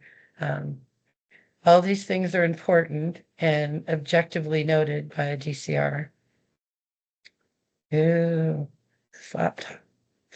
Determining the presence of a behavioral health disorder. A formal diagnosis of a behavioral health disorder is not required to establish a mental, emotional, or organic impairment, but only that the disorder has a substantial adverse effect on this individual's cognitive or volitional functioning. The DCR reviews all the information regarding symptoms and presentation gathered from the face-to-face evaluation, collateral sources, and any history available regarding diagnosis, treatment, and intervention. Use of the DSM framework for substance use disorder. This framework and criteria can be used to establish the presence of a substance use disorder for the purpose of the petition only. In all actuality, it says in the RCW that if a person is harmed to themselves or others and we can't safety plan, they can't agree to go voluntary, that we're going to help them. It's more like the behavioral health diagnosis at that point is more for Siri, for billing, and the purpose of the petition to let them know what they're treating, what the DCR is seeing. The DCR is not able to do a full spectrum of the diagnosis. They will use unspecifieds, unspecified bipolar, unspecified amphetamine use, unspecified amphetamine use disorder without use. There's many different ones that are used for billing and for that inpatient facility to start looking at the individual for treatment. Determining the presence of a substance use disorder.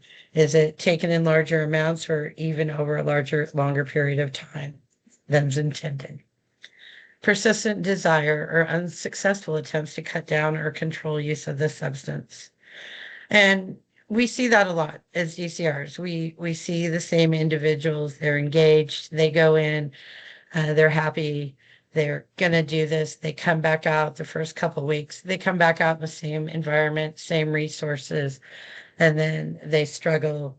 They start using again, and then the cycle continues. A great deal of time is spent in activities necessary to obtain the substance, use the substance, or recover from it. So this is all ASAM criteria that the DCR needs to know and utilizes. Craving or a strong desire or urge to use the substance. And on the ASAM, these tell the level of care that the person needs. And the DCR utilizes these to determine, where this person is. But the DCR is always looking at that imminence. Is this person going to harm themselves or are they going to harm someone else? And in determining that imminent danger, the DCR assesses the available information to determine whether or not, as a result of the behavioral health disorder, there is a danger to the individual, to others, or property of others, or the individual is gravely disabled. And if so, is this imminent? Because that is why the DCR would detain. It's imminent. This person is going to die without this intervention. Is the individual at risk? Does the risk result from a behavioral health disorder?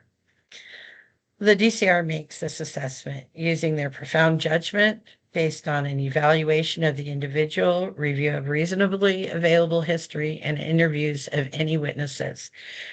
And the DCR that's working 8 to 5 is going to have more of that available than the DCR that's working overnight. And the DCR that's working overnight has that same 6-hour timeline and 12-hour timeline to get this person placed.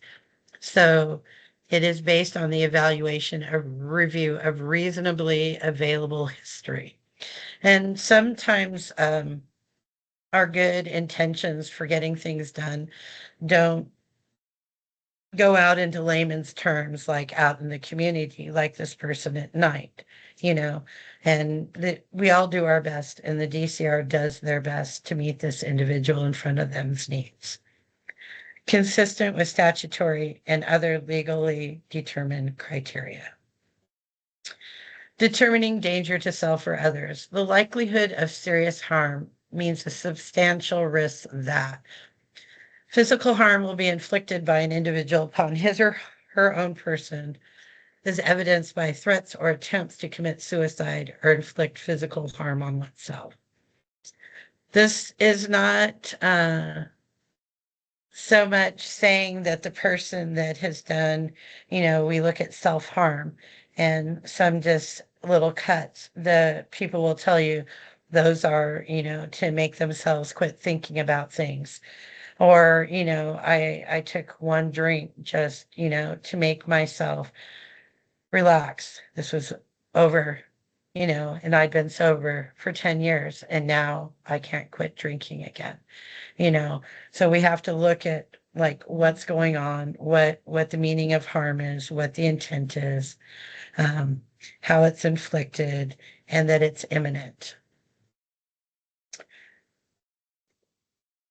Gravely disabled means a condition resulting from a mental disorder in which a person is in danger of serious harm resulting from a failure to provide for his or her own essential needs for safety and manifests a severe deterioration in routine functioning, as evidenced by escalating loss of cognitive or volitional control over his or her actions, and is not receiving such as essential care for his or her own safety.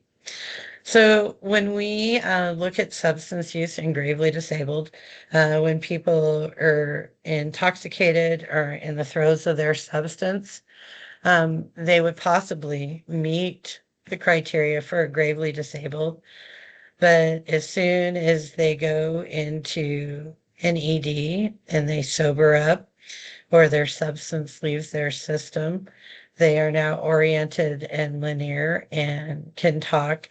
And sometimes they won't even remember what they're saying or were saying when they were drunk and talking about suicide, or they were on substance, fentanyl, methamphetamine, opioid, whatever it was, and they were talking about high risk um, ideas that they had, some of them that they were going to act on. They have no idea now. These people would not most likely meet the criteria for gravely disabled because now they're oriented. Now they can talk to us. So they would meet maybe the criteria for harm to others or harm to self. But for substance abuse, that gravely disabled criteria goes away during that first 120 hours. And a lot of the times those petitions won't even get moved forward to be heard for 14 days because now this person is linear and able to talk to the person engaged in planning and treatment. Hello, Laura. Just so you know, we got about 5 minutes left for this topic. So if you yeah, just for your awareness. Thank you. Okay. An individual detained for substance use disorder may be detained only to a secure withdrawal and management stabilization facility. An individual detained for mental health may be detained to a SWIMS evaluation and treatment facility.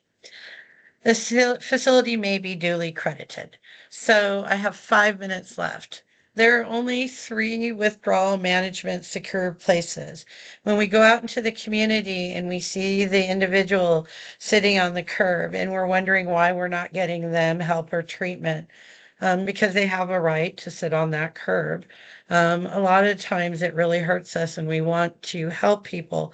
But knowing that there are under 15 secure withdrawal management beds in Washington to help people and to get people in, there are so many rule outs to get people into one of these facilities. And most often when we get people in, let's talk Parkside because they've closed down. They were in Wenatchee at Parkside the whole time that they were open. They moved less than a handful of detentions that DCR had detained to a 120-hour hearing. Those people were never heard for a 14-day. They went in, and after the 120 hours, they were released. And that is what is happening most of the time. Individuals need care, is forced care under the laws that we have working. It's working to get people safe. DCRs really like it because it is working to keep people's lives. And we appreciate this law as we go out into the community. And we appreciate those 3 facilities that are standing and having that availability. We don't have the availability for co-occurring. Our laws keep changing for the DCRs through legislation, and what the intent is and what our ability to do, depending on the resources in our community, don't always align. DCRs are so invested in the individuals in their community and live by that do no harm. And they look at the intent behind removing someone's rights. I appreciate your time at the beginning of this. I put in my email if you have any questions. The DCR Association has a conference on civil commitment that is coming up the 12th through the 14th. And if anyone has any more questions, I would implore you to go to that where we have 2 days of an open forum and we can talk about it. I thank you for your time and appreciate you inviting me and letting me speak with you. All right, thank you so much, Laura. Appreciate that. We do have time want to leave a little time for questions, so we probably have time for 1 or 2. James, go ahead. Thanks, Blake. So when you're talking about grave disability, and for the determination, how many repeated DCR referrals does it take for someone to get an LRA or other mandatory requirements or supports to prevent them from needing that continual intervention? So, James, all that comes from the facilities or the courts. The DCR really has nothing to do with that portion. After we detain someone and set up transport, the DCR steps back from that role. And a lot of our pushback, whether you're on one side, is transportation. Our transportation, a lot of beds go away because we don't have transportation to get them to that facility. And that's really, really a huge part. Thank you. One more question. Does anybody have any questions? We've got time for one more.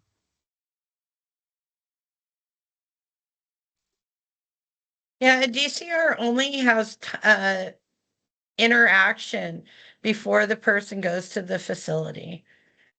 So I just, as we're out there and assessing, it's this whole system now of crisis intervention.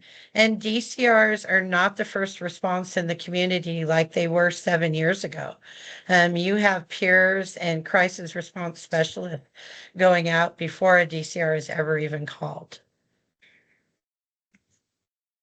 Thank you. Tony? Laura, thanks so much for your time today and thanks for the overview.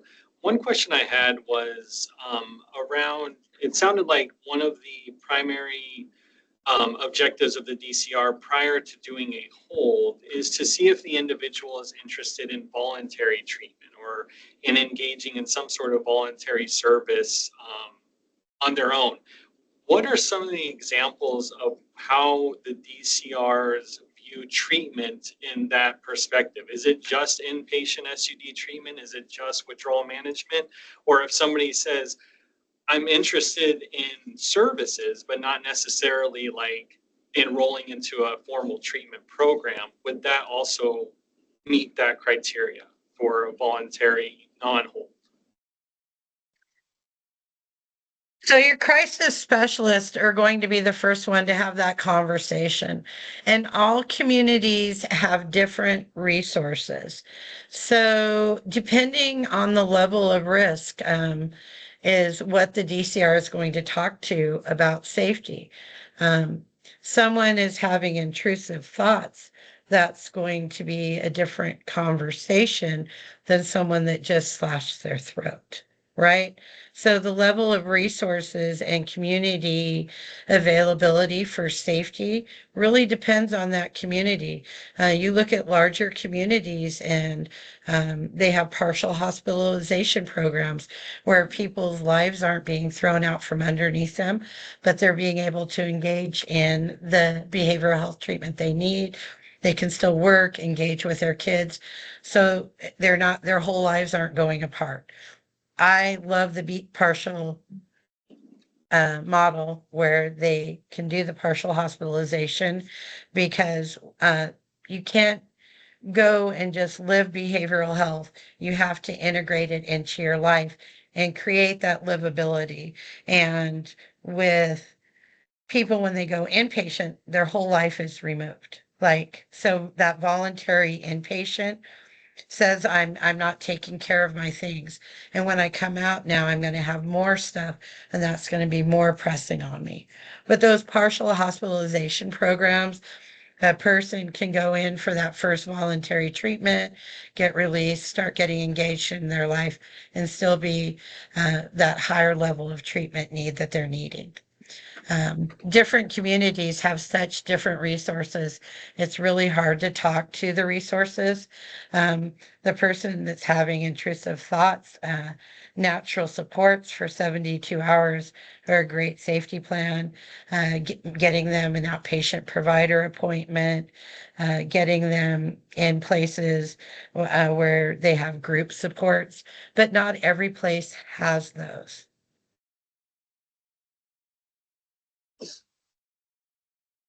Okay. Thank you so much, Laura. Very much appreciate the presentation. Tony said we needed about this time. I guess I will ask if anybody has any announcements from the committee. Please put those in the chat. If you, for now, we need about 5 minutes here to wrap up. So if you have any announcements, anything you want to let people know, please put that in the chat. So Tony, I'll turn it to you. Yeah, Laura, thanks again. And it looks like there was a question from Caleb Banta Green. I think it was a follow-up to my question. Real quick before we get into some of the announcements I had, is Caleb asked, would a health engagement hub or the overdose response care access center in Seattle be an allowable referral or treatment, at least in the communities that have them? And so, Laura, I don't know if you know enough about or if you're familiar with those programs, but I think that was a continuation of my question, which is basically like, what are some of the options that are being provided? And so we can also take that question offline and get a response given the time. And then so I'll check in with you, Laura, on that question and get a response back to the committee. Yeah, and that would be a community-based, that would be appropriate, yes, referral for treatment. So, but yeah, anything you need, my email's there. Please reach out to me. And again, very much appreciate your time today and having me. Thank you. Thank you so much and appreciate your time. Just have a couple of quick updates I wanted to share with everyone. One has to do with a recent procurement, competitive procurement that came out, a request for proposals in regards to our Olympic Heritage Behavioral Health Facility in King County. The facility is owned by the Department of Social Health Services, and the Healthcare Authority is leasing 40 beds from DSHS and is releasing a procurement to fill those beds or to identify a contractor that can provide services in alignment with the RFP. And so looking to, it's a 40-bed proposal, and it can be mental health inpatient, SUD inpatient, or co-occurring inpatient. There's more information on our bids and contracts page on the Washington State Healthcare Authority. You would just go down to request for proposals or procurements on that page. And so a really important opportunity to be able to expand services, residential services in King County and neighboring counties. And thanks to the team that's leading that work to re-procure for Olympic Heritage Behavioral Health. And so wanted to get that information in front of the committee and others. The second has to do with some parallel efforts that are happening in the prenatal through 25 years of age space. Washington Thriving, which is also our behavioral health strategic planning effort, has recently released their report and their plan in terms of how to increase access to and the availability and efficiency of services for the prenatal through 25-year age. I put the link to the Washington Thriving webpage in the chat. We've sent some prior communication to the committee about their efforts to solicit feedback and solicit input to inform that strategic plan. And maybe it's a good opportunity to have somebody that's leading that work come to a future committee meeting and share what's in their strategic plan to help identify where there may be overlap with some of the information that's in the Substance Use Recovery Services Plan, and also where they're doing kind of innovative things around systems of care that can kind of help inform broader than just that prenatal through 25. And so I don't know if it's posted yet, but there will be a comprehensive report that states the why, a view of the shared end goals and proposed pathways and how to get there. And then some of the next stage efforts will lean into implementing those recommended first steps in the coming years. And so wanted to flag that recent effort. And so I put the link for that. And then finally, I don't have the link for it, but maybe somebody can grab it. Our SUD Recovery Implementation Report was submitted to the legislature. This was the report that was authorized back in 2023 under 5536. I forget the RCW off the top of my head, but it has to do with summarizing some of the outcomes or initial outcomes and where we currently are with implementing some of the programs that were funded underneath that 5536 legislation during the special session. And so maybe somebody else in the room can grab that link to that report. We shared a draft of the report, got feedback from the committee previously in the year, and it's finally been published. So wanted to make sure everyone was aware of that. I have 1 minute left, and just real quickly wanted to remind the committee members that the Substance Use Recovery Services Plan Progress Report is still on our SharePoint page. We're still asking for everyone to take a look at it, provide comments, provide questions, provide feedback and input to help ensure that we are being as inclusive as we can with the implementation of the SURS plan, as well as the progress report on efforts made. Feedback was due October 31st, so never mind. It was due on Friday, but maybe we can leave it open until the end of the day in case anybody didn't get a chance, or I don't know, do we have more time than that? It really depends on if Brianna needs to, when she needs to start integrating. We will send a follow-up email on that, but definitely we still have it open as of now. So if you haven't had a chance to get in there, please take a look.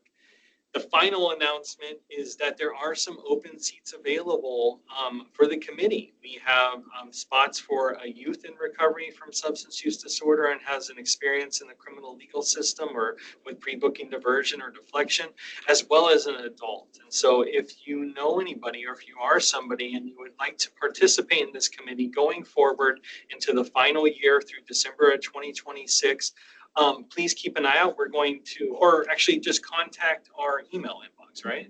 Yeah, I'll put that in. So the HCA ESB 5476 inbox, send a note there. And I think we're also going to do some Gov deliveries this week as well, just kind of getting some broad communication out there, but wanted to get it before this group sooner than later. We are at 11:01.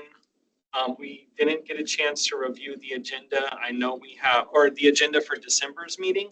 I know we have one presentation slated. We will confirm with that group and then send out an email communication, getting feedback from the committee members about how to make use of the rest of that time. As of right now, we could always pivot and move that one presentation to January and maybe cancel December in light of the holidays. And we've been going really pretty hard here all year. And so something to consider, but we'll send some email communication to the committee about that sometime this week. With that, thank you all for being here. I see people quickly dropping from the meeting, and sorry for going over, but thanks for everyone that came here today to support this meeting in person, and thanks to the committee members. Really appreciate our presenters that came as well. Great information. We'll make sure and get all the meeting materials as well as the recording on our webpage. And we'll do that as soon as possible. And in the meantime, we'll communicate through email before our next meeting, which currently is slated for December 1st. Yeah, December 1st, same time, same place. Thank you all so much. Take care and stay cool and safe out there.